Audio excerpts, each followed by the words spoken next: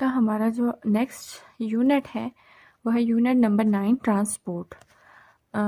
Transport का मतलब ये है कि मालिक्यूल्स हैं, चाहे वो ह्यूमंस के अंदर है या वो प्लांट्स के अंदर है। एनिमल की बात करते हैं एज वेल एज प्लांट्स की, कि उनके अंदर मिनरल्स की, वाटर की, जितने भी आपके पास सॉल्ट्स हैं उनकी किस तरह से मूवमेंट होती है। ठीक है, सो हम इस चैप्टर के अंदर पहले तो प्लांट के बारे में पूरा डिस्कस करेंगे कि प्लांट्स के अंदर कैसे ट्रांसपोर्ट होती है, एंड देन हमने उसके बाद एनिमल्स के अंदर सारी की सारी ट्रांसपोर्टेशन देखनी है कि एनिमल्स के अंदर या ह्यूमंस के अंदर जितनी भी ट्रांसपोर्टेशन है वो किस तरह से होती है, वो डिफरेंट हम लोग। उसके अलावा हम लोग हार्ट के स्ट्रक्चर को डिस्कस करेंगे, ब्लड के बारे में जानेंगे, ब्लड वेसल्स क्या होती हैं उनको डिस्कस करेंगे, और डिफरेंट जो डिजीज़ हैं, ठीक है, जो कि आपके पास डिसऑर्डर्स हैं कार्डियोवेस्कुलर के, उनको डिस्कस करेंगे, और साथ ही साथ उनके ट्रीटमेंट्स, उनके प्रिवेंशंस को भी डिस्कस करेंगे। सो आज का जो हमारा फर्स्ट टॉपिक है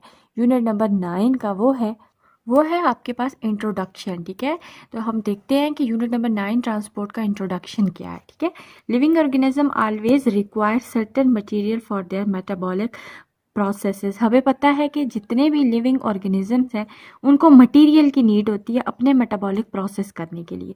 इन a particular environment different type of material either move in or out of the body of an organism. हमें पता है कि किसी भी इन्वायरमेंट के अंदर कोई भी ऑर्गेनिज्म रहता है या वो चीज़ों को अपनी बॉडी के अंदर लेगा इन, या उससे बॉडी से वो चीज़ें बाहर आएंगी या आउट ऑफ बॉडी। ठीक है, ये चीज़ें का जो मूवमेंट है वो इस तरह से होती है। This movement of molecule into and out of the body or the cell of an organism is called transport. और इस मूवमेंट को, चाहे वो अंदर आ रही है, इनटू हो रही है, या आउट ऑफ द बॉडी हो रही है किसी भी मॉलिक्यूल की, उसको हम ट्रांसपोर्ट बोलते हैं। ठीक है, अब इसी तरह बात करते हैं unicellular and less complex multicellular organism do not have any specific organ for transport. अगर हम यूनिसेलुलर की बात करें, या जो बहुत ही ज़्यादा मल्टी सेलुलर भी होते हैं लेकिन वो ज़्यादा कॉम्प्लेक्स नहीं होते। ठीक है, कॉम्प्लेक्स मीन ज़्यादा उनके अंदर पेचीदगी नहीं होती, सिंपल ऑर्गेनाइजेशन उनकी होती है, उनके अंदर कोई प्रॉपर ऑर्गन नहीं होता ट्रांसपोर्ट के लिए। They perform this process by simple diffusion. उनके अंदर जितना भी ट्रांसपोर्ट का सिस्टम है वो सिंपली डिफ्यूजन के थ्रू होता है या एक्टिव ट्रांसपोर्ट के थ्रू होता है। ठीक है, in more complex animal and plant, जबकि वो कहते हैं, लेकिन अगर हम बात करें एनिमल्स और प्लांट्स की तो उनके अंदर एक प्रॉपर स्पेशल ऑर्गन सिस्टम होता है सारे के सारे एक्सचेंज के लिए। एक्सचेंज चाहे वो इन्वायरमेंट के साथ है या वो उनकी बॉडी के अंदर ही एक्सचेंज हो रही है, मटेरियल की ट्रांसपोर्ट हो रही है, तो उनके लिए उनके पास एनिमल्स और प्लांट्स के पास प्रॉपर एक स्पेसिफिक आपके पास ऑर्गन होते हैं। ठीक है, each and every cell of the body need food. कहते हैं कि हर सेल को, बॉडी का कोई भी सेल है, ठीक है, उसको आपके पास क्या क्या चीज़ चाहिए, फूड चाहिए, एंड ऑक्सीजन की ज़रूरत है, and also need to remove the waste product. और बॉडी की ये नीड है कि वो जितना भी वेस्ट मटेरियल है उसको बॉडी से रिमूव करे। It produce during it metabolic activity. जो वेस्ट मटेरियल मीन उसकी मेटाबॉलिक एक्टिविटी के दौरान बनता है वो ज़रूरी है वो बॉडी से रिमूव हो सके। However, every cell is not in a direct contact with the external source। लेकिन कहते हैं ताहम हर सेल डायरेक्टली जो उसका कांटेक्ट है वो एक्सटर्नल सोर्स के साथ नहीं होता to get nutrients and remove waste. मतलब डायरेक्टली उसका कनेक्शन जो होता है एक्सटर्नल सोर्स के साथ नहीं होता सेल का। ठीक है, कि वो डायरेक्टली चीज़ों को अपने अंदर ले भी सके और वेस्ट मटेरियल को रिमूव भी कर सके। Also the cell are not in a direct contact with the organ. कहते हैं सेल का डायरेक्ट कांटेक्ट ऑर्गन के साथ तक नहीं होता, ना ही टिश्यूज के साथ। Cell of the body where these nutrient are formed and waste are store. जबकि कहते हैं कि इवन के हमारे बॉडी के अंदर के जो सेल्स हैं वो भी डायरेक्ट कांटेक्ट में नहीं होते उन ऑर्गन्स के साथ या उन टिश्यूज के साथ या उन सेल्स के साथ जो ये सारे के सारे न्यूट्रिएंट्स को बनाते हैं या जिधर वेस्ट मटेरियल प्रोड्यूस होता है। ठीक है, hence a system is needed to transport all the needs like. तो कहते हैं एक सिस्टम की ज़रूरत होती है जो कि हमारी कौन कौन सी नीड को पूरा करता है, ऑक्सीजन की, कार्बन डाइऑक्साइड की, न्यूट्रिएंट्स की, वाटर की, एक्सेट्रा, और उसके साथ साथ जितने भी वेस्ट मटेरियल हैं उनको रिमूव करने के लिए भी। ठीक है, एक सिस्टम की हमें ज़रूरत है। ऑल ऑर्गेनिज्म वेदर यूनिसेलुलर और मल्टीसेलुलर, कोई भी ऑर्गेनिज्म है चाहे वो यूनिसेलुलर है आपके पास या वो मल्टीसेलुलर है, प्लांट है, एनिमल है, सिंपल है या कॉम्प्लेक्स है, have a transport system in their bodies, उनकी बॉडीज के अंदर कौन सा सिस्टम होता है, ट्रांसपोर्ट का सिस्टम होता है। So in this unit we will discuss the process of transport in a plant and human। तो वो कहते हैं कि इस चैप्टर के अंदर आप जो ट्रांसपोर्ट है वो ह्यूमंस के अंदर और प्लांट्स के अंदर देखेंगे, ठीक है। सो फर्स्ट जो आपके पास टॉपिक है वो है 9.1 ट्रांसपोर्ट इन अ प्लांट। सबसे पहले ट्रांसपोर्टेशन प्लांट्स के अंदर देखी जाती है कि वो कैसे होती है, ठीक है। Plants transport many substances with in the body, water and dissolved salts are transported from the root to the shoot through the xylem tissue। देखिए प्लांट्स जो होते हैं उनकी बेसिक नीड दो चीज़ों की होती है, एक उनको चाहिए होता है पानी जो कि वो सॉइल से एब्जॉर्ब करते हैं अपनी रूट्स के थ्रू, ठीक है। रूट्स के ऊपर छोटे छोटे बाल लगे होते हैं जिनको आप कहते हो रूट हेयर, बेसिकली वाटर जो है उस रूट हेयर से एब्जॉर्ब होता है। और दूसरी चीज़ उनको चाहिए होती है कार्बन डाइऑक्साइड जो कि वो एटमॉस्फेयर से स्टोमेटा के थ्रू एब्जॉर्ब करते हैं। सो कहते हैं कि जो वाटर है और पानी के साथ जितने भी डिजॉल्व सॉल्ट्स होते हैं, ठीक है, जो ज़मीन के अंदर मौजूद होते हैं वो ट्रांसपोर्ट होते हैं रूट, पहले वो रूट में आते हैं और रूट से अपर पार्ट की तरफ, शूट मीन अपर पार्ट जो है आपके पास, ठीक है, लीफ और स्टेम मिलके शूट बनाते हैं। सो अपर पार्ट की तरफ जाइलम टिश्यू के थ्रू आते हैं। Xylem is the conducting tissue which is responsible for the transportation of water. Mean कि अगर मैं ये एग्जांपल आप लोगों को देती हूँ, ये आपके पास रूट्स है, ठीक है। अब यहाँ से रूट का जो रूट हेयर वाला पोर्शन है वो वाटर के साथ साथ जितने भी सॉल्ट ज़मीन के अंदर मौजूद हैं उनको एब्जॉर्ब करेगा। रूट हेयर एब्जॉर्ब करने के बाद अपर पार्ट की तरफ उसने भेजना है ना, क्योंकि फूड जितनी भी बनती है वो आपके पास लीव्स के अंदर बनती है। सो वाटर को ऊपर की तरफ जाना होता है, तो अपर पार्ट की तरफ वाटर को लेके जाने वाले जो सेल्स होते हैं उनको कहते हैं जाइलम टिश्यू, ठीक है। The food is transported from the leave, जबकि वो जो फूड है जो लीव्स के अंदर बनती है वो ट्रांसपोर्ट होती है where it is manufacture to the all other part of the body through the phloem tissue. जबकि पानी तो आपके पास जाइलम के टिश्यूज़ के थ्रू अपर पार्ट की तरफ जाता है या जिस जिस पार्ट को चाहिए, ठीक है।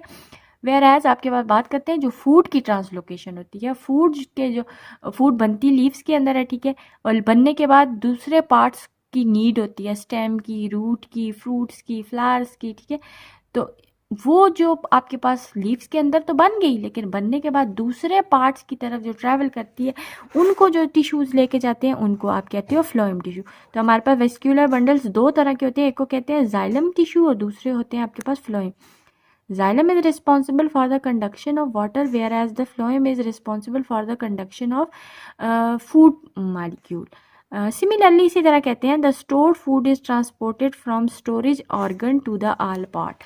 इसी तरह कहते हैं कि अगर प्लांट की बॉडी के अंदर फूड स्टोर हुई है, स्टोर वो एक पार्ट में होगी, लेकिन जब दूसरे पार्ट्स को ज़रूरत होगी उस फूड की, ठीक है, उस स्टोर फूड की जब ज़रूरत होगी वो दूसरे पार्ट की तरफ इसी तरह ट्रांसपोर्ट होके जाएगी, ठीक है।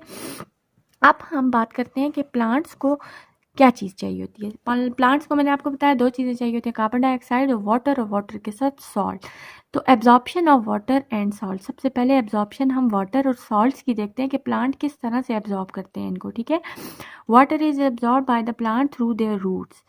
हमें पता है वाटर रूट्स के थ्रू एब्जॉर्ब होता है। Root are contact with the soil, root का कनेक्शन सॉइल के साथ होता है। From where water enter into the root, water जो है रूट्स के अंदर इंटर होता है थ्रू ऑस्मोसिस। मीन ऑस्मोसिस क्या होती है, ऑस्मोसिस का मतलब ये है movement of molecule from higher concentration toward the lower concentration through a semi permeable membrane. देखिए यहाँ पर वाटर की अमाउंट ज़्यादा है सॉइल के अंदर, ठीक है, सॉइल से वाटर आपके पास रूट्स के अंदर आएगा, तो यहाँ पर जो रूट की लेयर है ऑलरेडी एक लेयर बैरियर मौजूद है, उस लेयर से एब्जॉर्ब होके पानी अंदर आएगा। वो जो एब्जॉर्प्शन होती है उसको आप कहते हो ऑस्मोसिस, क्योंकि movement of molecule from higher concentration toward lower concentration. अंदर पानी की कमी है, ठीक है, प्लांट की बॉडी के अंदर पानी की कमी है लेकिन पानी बाहर ज़्यादा है, तो ज़्यादा से वो कमी वाली एरिया में आएगा लेकिन थ्रू सेमी परमिएबल मेम्ब्रेन। इसका मतलब ये है कि प्लांट के सेल के जो रूट के जो सेल्स हैं उन सेल के हर सेल के आउटर मोस्ट जो है हमने डिस्कस किया हुआ है मेम्ब्रेन होती है, ठीक है। तो एक सेल से जब वो पानी एब्जॉर्ब होता है दूसरे सेल में जाता है तो दरमियान में उसकी मेम्ब्रेन्स मौजूद होती हैं हर सेल की। तो मॉलिक्यूल की movement through semi permeable membrane, उसको आप ऑस्मोसिस कहते हो। In order to understand the absorption of water and salts by the root, we have to study the internal structure of root. कहते हैं कि आपको ये चीज़ के पानी कैसे एब्जॉर्ब होता है, कैसे सॉल्ट्स एब्जॉर्ब होते हैं थ्रू रूट, सबसे पहले आपको इंटरनल स्ट्रक्चर ऑफ रूट जो है उसके बारे में पता होना चाहिए, ठीक है। सो हम सबसे पहले इंटरनल स्ट्रक्चर ऑफ रूट को डिस्कस करेंगे। The outer most covering of the root, सबसे बाहर वाली जो कवरिंग होती है रूट की उसको कहते हैं एपिडर्मिस, जो कि सिंगल लेयर सेल पे बेस कर रही होती है, ठीक है। एपिडर्मिस जो है स्किन का ना, एपी मीन अपॉन और डर्मस जो वर्ड है वो स्किन के लिए यूज किया जाता है, ठीक है। Mean outer most covering of the root is known as epidermis. Many cell of epidermis have thin hair like extensions called root hair into the space in the soil. जबकि कहते हैं ये अगर हम बात करें ये आपके पास उसकी एपिडर्मिस है, एपिडर्मिस में से ही कहते हैं कुछ सेल हेयर लाइक, ठीक है, एक्सटेंशन से बाल नुमा स्ट्रक्चर से इसकी एपिडर्मिस पे पाए जाते हैं जिनको आप रूट हेयर कहते हो, ठीक है। The root hair are direct contact with the soil. ये जो रूट हेयर्स होती हैं, ठीक है, मीन ये जो जड़ के ऊपर आपने देखा होगा बाल छोटे छोटे होते हैं, ये डायरेक्ट कांटेक्ट सॉइल के साथ होता है, ठीक है। इनका मीन डायरेक्ट कांटेक्ट जो होता है इनका सॉइल के साथ होता है, contact with the soil water, ज़मीन के साथ, और साथ साथ जो ज़मीन के अंदर पानी मौजूद है उनके साथ इन रूट हेयर का डायरेक्ट कांटेक्ट होता है। They provide large surface area to the root for the maximum absorption of water and salt. इन्हीं रूट हेयर्स के थ्रू क्या कहते हैं कि आपके पास जितना भी वाटर है या जितना भी सॉल्ट है वो एब्जॉर्ब होता है, ये सरफेस एरिया प्रोवाइड कर रहे हैं एब्जॉर्प्शन के तौर पे, ठीक है। इसी के साथ आगे अब हम बात करते हैं नेक्स्ट कि the root hair cell have high concentration of salts as compare to their surrounding soil water. कहते हैं कि रूट हेयर जो सेल होते हैं, जो रूट के हेयर्स हैं, उनके अंदर सॉल्ट्स की कंसंट्रेशन ज़्यादा होती है as compare to soil water. अगर हम जो ज़मीन के अंदर पानी मौजूद है उसके मुकाबले में रूट हेयर के अंदर सॉल्ट्स की अमाउंट ज़्यादा होती है। They also take in a more salt by active transport, और इसी के हिसाब से अगर हम बात करें कि वो ज़्यादा से ज़्यादा सॉल्ट को एब्जॉर्ब करते हैं through active transport. Active transport होती है जिसमें हम एनर्जी को कंज्यूम करके मूवमेंट होती है, उसको एक्टिव ट्रांसपोर्ट कहते हैं, ठीक है। Due to this higher concentration of salts in a root hair, अब रूट हेयर के अंदर सॉल्ट्स की अमाउंट क्या है, ज़्यादा है। Water move by the passive transport, पानी बाहर से क्या करेगा, मूव करेगा पैसिव ट्रांसपोर्ट के थ्रू, दैट इज ऑस्मोसिस के through, from soil into the root hair, ज़मीन से, ठीक है, सॉइल से पानी क्या करेगा, रूट हेयर के अंदर आएगा। अब रूट हेयर के अंदर ऑलरेडी कंसंट्रेशन जो सॉल्ट्स की है वो ज़्यादा है, तो वो एज मच एज वो पानी को एब्जॉर्ब करेंगे अपने अंदर। From root hair cell water goes by the osmosis to the other cell of epidermis. अब क्या होगा, उसी तरह ऑस्मोसिस के थ्रू ही अब रूट के जो रूट हेयर सेल से वो उसके एपिडर्मिस में आएगा, ठीक है।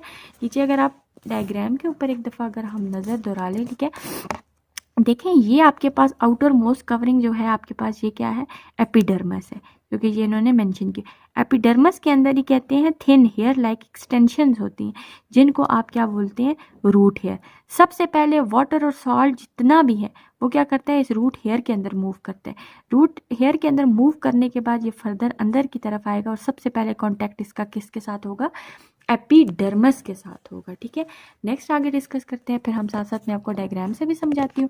फ्रॉम एपिडर्मिस, अब एपिडर्मिस के बाद कहते हैं वो salts and water move into the cortex. उसके बाद वाला जो पोर्शन होता है, ठीक है, एपिडर्मिस के बाद वाले अगर पोर्शन को हम देखें तो वो सारा का सारा सेल्स का जो पोर्शन है वो सेल्स होते हैं, ठीक है, उसको आप कहते हो कॉर्टेक्स, ठीक है। एपिडर्मिस के बाद सेल जो है कॉर्टेक्स के सेल आते हैं तो वाटर, अब ये देखिए मूवमेंट वो बता रहे हैं। एपिडर्मिस का जो रूट हेयर है, रूट हेयर से एपिडर्मिस में वाटर आता है, एपिडर्मिस से होते हुए कॉर्टेक्स के सेल से गुजरते हुए अंदर की तरफ जो है पानी मूव कर रहा है, ठीक है, कॉर्टेक्स के रीजन में। It is present just below the epidermis, epidermis के बाद जो है नीचे जो है कॉर्टेक्स का रीजन पाया जाता है। The inner most boundary of the cortex is endodermis, जबकि इसके अंदर मज़ीद एक लेयर जो होती है सेल की, ठीक है, वो क्या होती है, वो आपके पास एंडोडर्मस होती है। एपी मीन अपान, एंडो मीन इनर ना।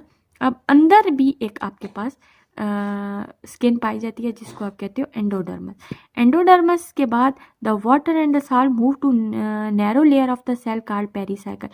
इसके बाद एंडोडर्मस के बाद पानी मूव करता है, इसके अंदर एक और लेयर होती है जिसको कहते हैं पेरीसाइकिल, ठीक है।